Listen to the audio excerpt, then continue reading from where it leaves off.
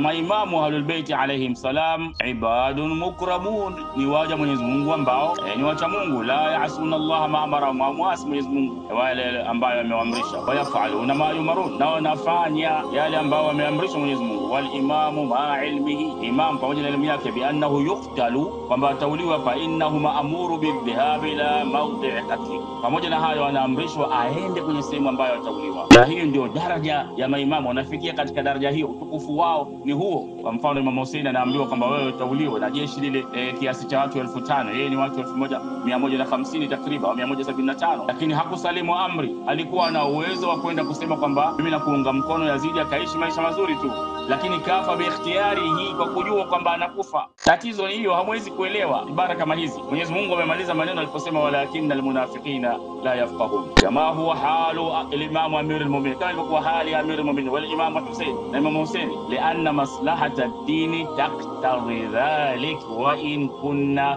la na'lam biha, maslaha dini yananufaika kwa ndivyo wanavyoitaka dini ifanywe hivyo. Ndio maisha mcha Mungu yanatakiwa hiyo. Hapo kwamba sisi hatuwezi kuelewa, ndio maana yake wakaja watu wasusuwavu wao nafsi, wanaona ajabu kwamba yaalamuna mata yamutun wala yamutuna illa bi ikhtiyarihim, imekuwa kwa wao ni ajabu. Walakin almunafiqina la yafqahun.